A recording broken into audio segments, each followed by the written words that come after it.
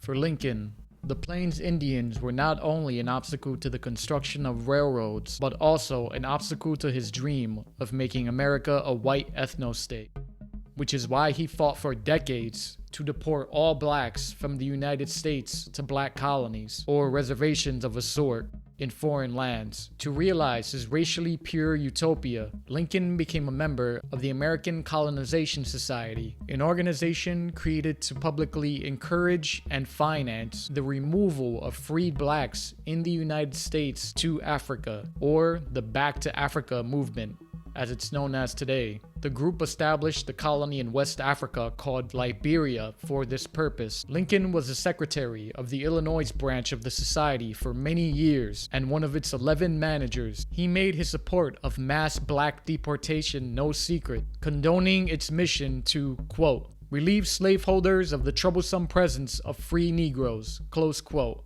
He said as much in an 1852 eulogy for one of the American Colonization Society's founders and his political idol, Henry Clay. In the same speech, Lincoln also said, quote, there is a moral fitness in the idea of returning to Africa her children. It will indeed be a glorious consummation. Close quote. Additionally, in an 1854 speech in Peoria, Illinois, he stated, quote, if all earthly powers were given to me, I should not know what to do as to the existing institution. My first impulse would be to free all the slaves and send them to Liberia, to their own native land. Close quote. As an Illinois state senator, Lincoln supported discriminatory black codes and personally introduced a bill to the state legislature to remove all black persons, slave or free, from the state. In 1862, as president, he advocated for a constitutional amendment to buy and deport slaves. That same year, in August 1862,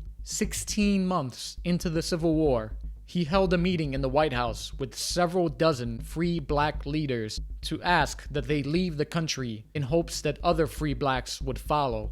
In the meeting, he was recorded as saying to them, quote, you and we are different races. We have between us a broader difference than exists between almost any other two races. This physical difference is a great disadvantage to us both, and affords a reason at least why we should be separated. It is better for us both, therefore, to be separate. Close quote. On December 1st, 1862, nearly 2 years into the Civil War, allegedly to bring justice to blacks, Lincoln wrote to Congress, quote, I cannot make it better known than it already is that I strongly favor colonization, end quote. But the 16th president did more than just vocalize his preference that blacks be purged from American society. He followed it with action when in 1862, he and Congress deported several hundred selectively freed slaves from Delaware and Washington, D.C.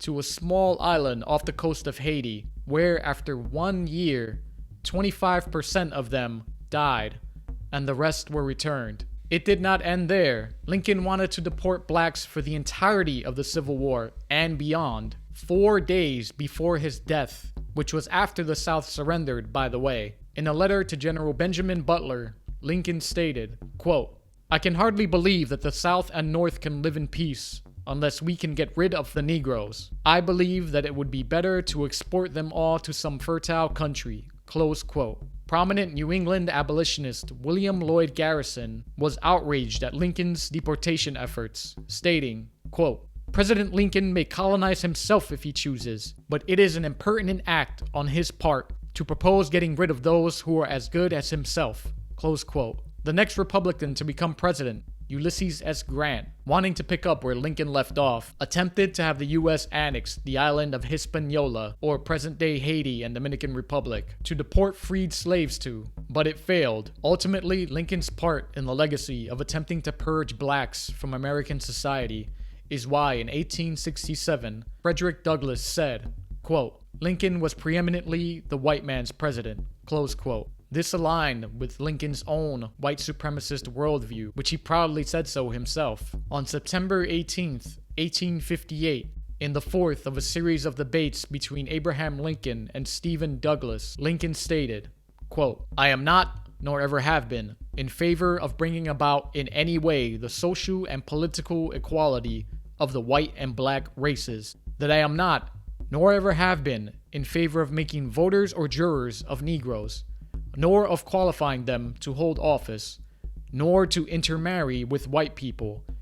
And I will say in addition to this, that there is a physical difference between the white and black races, which I believe will forever forbid the two races living together on terms of social and political equality. And inasmuch as they cannot so live, while they do remain together, there must be the position of superior and inferior, and I, as much as any other man, am in favor of the superior position assigned to the white race." Close quote. This conviction was consistent with his previously expressed views, such as the one he stated on June 26, 1857, when he said, quote, "There's a natural disgust in the mind of nearly all white people to the idea of an indiscriminate amalgamation of the white and black races." Close quote. Lincoln did not believe in racial equality. In that same debate, he uttered these words, quote, "Free them and make them politically and socially our equals? My own feelings will not admit of this, and if mine would, we well know that those of the great mass of white people will not. We cannot, then, make them equals."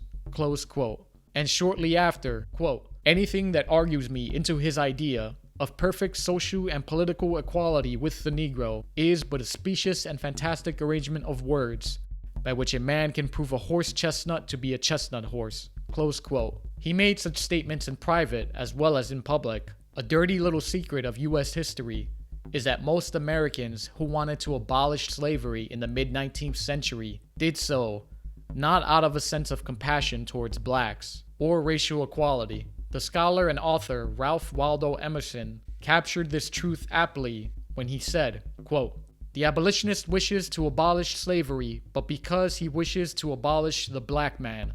Close quote. This statement was reflected in the harsh discrimination laws throughout the North before and after the Civil War.